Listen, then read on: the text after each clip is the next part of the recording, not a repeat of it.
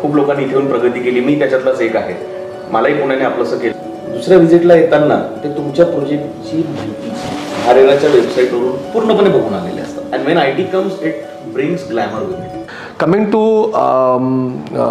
the part of real estate sector as in Pune division, a very short question: how do you see this in business in down the line, future of this business, on a business perspective? Secondly, on a consumer perspective. Sir, see, India is a developing country. म्हणजे मी US परत येईल त्यामागचं माझा एक ती thought process होती की USA is a developed country, no doubt, and a developing country will always have more and more opportunities and a good scope for growth in every single field. आमचे वडील नेहमी म्हणतात की प्रत्येक फील्डमध्ये तुम्हाला स्कोप आहे. तुम्ही एक गोष्ट दाखवा जे तुमच्या आजूबाजूला आहे, तुम्हाला त्याच्यामध्ये कुठलं तरी सक्सेसफुल एक्झाम्पल डेफिनेटली दिसेल. तुम्ही स्क्रॅप बघा, तुम्ही लाईट्स बघा, तुम्ही आर्टिफॅक्ट्स बघा. So there you will find a successful entrepreneur. Right. It undermines की बाबा तुम्हाला प्रत्येक बिझनेसमध्ये प्रत्येक ठिकाणी स्कोप आहे. Now it is up to you how do you explore that and exploit that. So coming back to market. Sir, Pune असं आहे ना शहर भारतातलं की जे मुंबई नाही आहे. जेव्हा मी हे म्हणतो याचा अर्थ असा आहे की मुंबई बऱ्याच लोकांना, मेजॉरिटी ऑफ द लोकांना मुंबई ही आउट ऑफ रीच वाटते because of the expenses attached to it. Mumbai is very fast undoubtedly. मुंबईमध्ये घर घेणं ही एक हरक्युलियन टास्क असल्यासारखी गोष्ट आहे. Wien you compare it with Pune. So पुण्यामध्ये तुम्हाला आजही 20 लाखातही घर मिळतंय आणि 25 कोटीचंही घर मिळतंय. So that wide bandwidth, that spectrum is so wide that what ever your budget may be you will find a spot for yourself. No doubt ते एकाच ठिकाणी मिळेल का? नाही. You may have to go to fringe areas of the city. आणि पुण्यामध्ये खरंच एवढी घर का? तर मला असं वाटतं की याचं एक मेजर अनालिसिस म्हणजे पुणे हे विद्येचं माहेरघर आहे. Being the education hub, being the manufacturing hub and being the IT hub, it will always keep on pulling the crowd from across India. Always मुलं शिक्षणासाठी इथे येतात. That's how it starts. शिक्षणासाठी येतात. शिक्षणासाठी आल्यानंतर ते अपॉर्च्युनिटीज इथेच बघतात कारण पुणे सगळ्यांना आपलंसं करतं. पुण्यात आल्यानंतर किती लोक पुण्याने घडवली आहेत, किती लोक पुण्याने पुढे नेली आहेत त्यांच्या आयुष्याच्या पटलावर. खूप लोकांनी इथे येऊन प्रगती केली, मी त्याच्यातलाच एक आहे. मलाही पुण्याने आपलंसं केलं. तसं पुणे कोणालाच नाही म्हणत नाही. पुण्यात तुम्ही आल्यानंतर ते तुम्हाला लगेच आपलंसं करतं. पुण्यात जसं मी म्हटलं की एज्युकेशन पर्पजसाठी आलेली मुलं पुढे जाऊन एक तर पोस्ट ग्रॅज्युएशन करतात किंवा इथेच कुठेतरी नोकरीच्या संधी शोधतात किंवा कोणी आपला बिझनेस स्टार्ट करतात. सो नोकरीच्या संधी शोधत असताना again the two major factors, एक IT हब आणि मॅन्युफॅक्चरिंग हब असल्यामुळे लोक तिथे अब्झॉर्ब होतात आणि त्यामुळे पुण्यात येणारा जो ओढा आहे, this cycle will keep on growing, it will keep on continuing I think for many more years to come. So as we see कि अपॉर्चुनिटी है पुणे में, मार्केट बड़ा है, जैसे सेगमेंट ऑल टू सब जगह पर रेशियो कम ज़्यादा है. Pune has an larger opportunity in terms of building the business over here into this segment, but parallelly there's a dark side of it also. So as consumer demands are raising, consumer dissatisfaction is also raising it in terms of the business. कि मतलब वो product right नहीं मिला, promises fulfil नहीं हुए, commitments नहीं हुए, ये फ्रिक्वेंटली हो रहा है. आई थिंक ये जब बहुत ज़्यादा हो रहा था तभी रेरा आना पड़ा. आई थिंक रेरा के पीछे आने का रीज़न भी वही है कि unethical practice into this segment. So and you are also part of that pond basically. I've been very straight to it. You are also part of pond. There are many people who are doing good work, there are many people who are doing average work, there are bad people doing bad work into this segment and which is spoiling altogether. So there are two set of mindset की ह्या इंडस्ट्रीकडे बघतात. एक की ही opportunity, जसं तुम्ही म्हटलं की market opportunity, चलो आओ समुद्र में तैर लेते हैं. और दूसरा है कि यार एक नोबल कॉज है, मेरे में वो एक्सपर्टाइज है, मैं इस इंडस्ट्री में क्यों एक्सप्लोर नहीं करूँ, आई कैन डिलीवर बेटर. ये दो एंट्रेंस की माइंडसेट होती है. So how would you address those mindset end approach, क्योंकि यहाँ पे आई थिंक जो अनएथिकल प्रैक्टिसेस हो रहे हैं या डिससेटिस्फैक्शन कंज्यूमर लेवल पे हो रहा है, इट इज़ बिकॉज मेरा माइंडसेट क्या है इस इंडस्ट्री में आने के पीछे, पैसा कमाना है या मुझे पैसे के साथ में मुझे वो इमोशंस के साथ भी जस्टिफाई, तो आप उस पर कैसे एड्रेस करोगे? और जो सीरियसली मतलब I have seen there may be many people they are not that much successful, but उनकी भावना अच्छी है और उनका they want to do good work, they could not, तो उनके लिए आप क्या बोलोगे? How should they move it? Sir आपने काफ़ी ब्लंट सवाल पूछा कि इसको डार्क साइड है। मैं ऐसा कहूँगा कि हर बिजनेस में एक वो डार्क साइड होता ही है। ट्रू। आप दुनिया में कोई भी चीज़ उठा के देख लो, उसमें वो एक डार्क क्वोशंट है, वो होता है। आता फॉर एन एक्झाम्पल आपण काय म्हणतो, समजा आता बऱ्याचशा गन व्हायलन्स, गन शूटिंगच्या घटना होतात.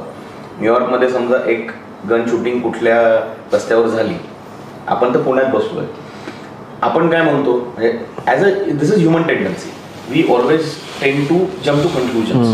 आपण इथे बसून म्हणतो की अरे न्यूयॉर्क अनसेफ आहे. अपन क्या म्हणतो, हाँ न्यूयॉर्क अनसेफ है, कि न्यूयॉर्क नहीं जाना चाहिए. एक गलत चीज हुई, एक गलत घटना हुई, एक परसेप्शन बना लेते हैं उसका, परसेप्शन बना लेते हैं. सो रियल इस्टेट के बारे में ऐसे बहुत सारे गलत परसेप्शंस हैं जो मुझे लगता है. तो जैसे ये एक शूटिंग की वजह से न्यूयॉर्क पूरा खराब हो गया क्या, या न्यूयॉर्क अनसेफ हो गया क्या? नहीं, नो डाउट. तो गोळीबार जर झाला असेल, त्यात कोणाला इजा पोचली असेल, कोणाला त्याची किंमत मोजावी लागली असेल, त्याच्यासाठी तो एक इम्पॅक्ट फॉर लाईफ आहे. But for public at large it is one incidence, की इथे बसून आपण ते परसेप्शन बिल्ड करण्यापेक्षा वी शूड ॲक्च्युली सी की बाबा खरंच काय आहे का. सो सर जसं मी म्हटलं की ह्युमन टेंडन्सी लगेच एक परसेप्शन बनवून घेते आणि समहाऊ आपण निगेटिव्ह परसेप्शन्स फार लवकर बनवतो. Right, true. It's a human tendency, nobody is spared from that. जसं तुम्ही म्हटलात की हा एक पॉन्ड आहे, I am also part of that same pond. But when MahaRERA came into force, it was introduce in 2016, आणि लोकांना बऱ्याच हे माहिती नाही की मोफा ॲक्ट हा 1965 पासून एक्झिस्टन्समध्ये आहे. अच्छा. which has one or two stringent norms, rather more than stringent as compared to Maharera. Oh really? मुझे पता नहीं था. There is this act by the name MOFA, Maharashtra ownership flat act असं त्याचं नाव आहे, 1965. त्यात अगदी म्हणजे फौजदारी होण्यापर्यंत ते सुद्धा तरतुदी होत्या. Okay. But now MahaRERA supersedes it. So RERA आल्यामुळे फायदा झाला का, तर डेफिनेटली फायदा झाला, not only for consumers but also for developers. मला पर्सनली असं वाटतं की जी सिरियस रिअल इस्टेट डेव्हलपर मंडळी होती, जेव्हा मी सिरियस रिअल इस्टेट डेव्हलपर म्हणतो म्हणजे ज्यांचा हा फुल टाइम बिझनेस आहे. अच्छा. हां, की ज्यांना फुल टाइम फक्त रिअल इस्टेट डेव्हलपमेंट करायचं होतं ना, ती लोक मार्केटमध्ये राहिली, तग धरला, त्यांनी महारेरा आत्मसात केला. महारेरामध्ये वेळोवेळी बऱ्याचशा सर्क्युलर्स येत असतात, त्यांच्यात बऱ्याच काय म्हणू आपण इम्प्रूव्हमेंट्स होत असतात. सो त्या सगळ्या आम्ही सगळे आत्मसात करत आहोत. तसे क्वार्टरली रिपोर्ट्स तिथे फाईल करत आहोत. आता त्यांनी क्वालिटी ग्रेडिंग सुद्धा सिस्टम एक चालू केली आहे, की जसं प्रगती पुस्तक असायचं तसं महारेरा आता प्रत्येक डेव्हलपरचं एक क्वार्टरली म्हणा किंवा इयरली प्रगती पुस्तक पब्लिश करणार. आणि त्याच्यात आपल्याला खरं कळेल की बाबा घर घेताना लोकांना याचा नक्कीच फायदा होईल, की तुम्ही ज्या डेव्हलपरकडे घर घ्यायचा विचार करत आहात त्याचं प्रगती पुस्तक काय म्हणतं, की तो स्कॉलर आहे, तो बॅक बेंचर आहे का, तो एक्स्ट्रा करिक्युलर मध्ये जास्त पुढे आहे. And that is definitely going to help the prospective buyers in deciding बाबा which real estate developer I should go ahead with.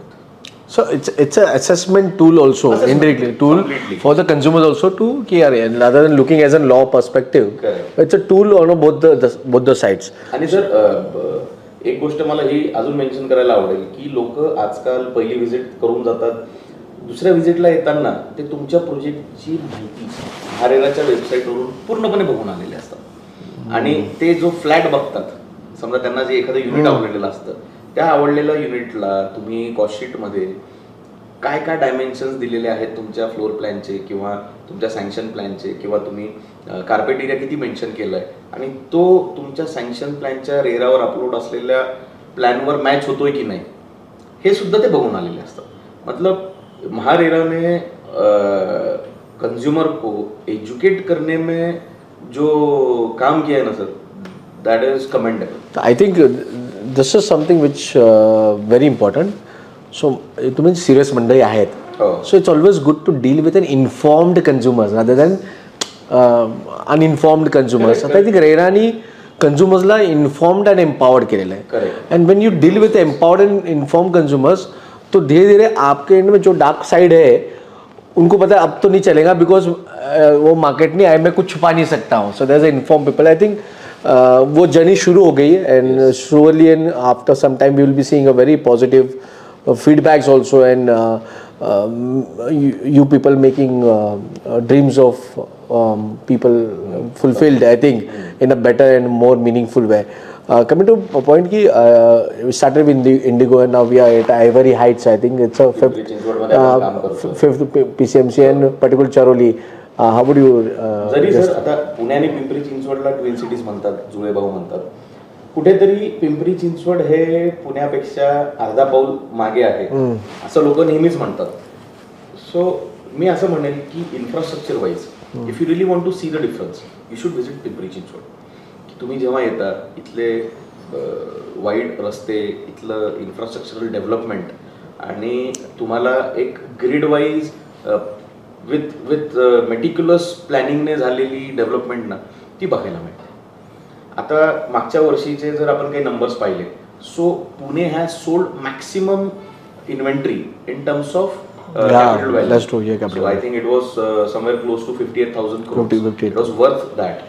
आणि त्याला अजून तुम्ही थोडंसं डिसइंटिग्रेट केलं तर पुण्याने जी भारतात सगळ्यात जास्त इन्व्हेंटरी विकली त्याच्यापैकी पुण्यात जो नॉर्थ वेस्ट पार्ट आहे पुण्याचा की ज्याच्यात मेजरली पिंपरी चिंचवड आहे त्याने ओव्हरऑल पुण्यात सगळ्यात जास्त इन्व्हेंटरी विकली. क्या बात आहे. आणि हे करत असताना आता why I am personally being bullish about Charholi की चरोळीमध्ये आता एक नवीन रोड डेव्हलप होतोय ज्याचं ऑलमोस्ट 60-70% काम झालंय, which is connecting Nashik highway with Ahmednagar highway.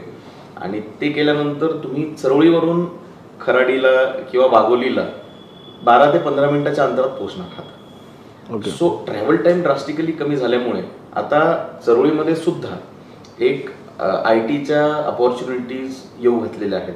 आपण स्वतः एक पर्टिक्युलर एरिया आहे चरोळीमध्ये जिथे काही लँड ॲक्विजिशन आता करत आहोत, जिथे maybe 3 years down the line we are also planning to come up with our own IT park. It's wonderful. So IT RE industry. IT RE sir. And when IT comes it brings glamour with it. जसं मी म्हटलं की पुणे आणि पिंपरी चिंचवडमध्ये पिंपरी चिंचवड बरेच लोक म्हणतात की कुठेतरी अर्धा पाऊल मागे आहे. सो इन्फ्रास्ट्रक्चरच्या बाबतीत तर नक्कीच नाही, ते एखाद पाऊल पुढेच आहे. But yes, when we talk about social infrastructure की चांगले मॉल्स, चांगले 5 स्टार हॉटेल्स, बाकी चांगल्या हँगआउट प्लेसेस ह्या कुठेतरी थोड्याफार प्रमाणामध्ये मिसिंग आहे. IT क्राऊड आल्यानंतर किंवा IT इंडस्ट्रीने पिंपरी चिंचवडमध्ये पाळमुळं रोवल्यानंतर will definitely see a paradigm shift की तुम्हाला पिंपरी चिंचवडमध्ये सुद्धा जे आज मिसिंग सोशल इन्फ्रास्ट्रक्चर आहे ते तुम्हाला इथे बघायला मिळेल.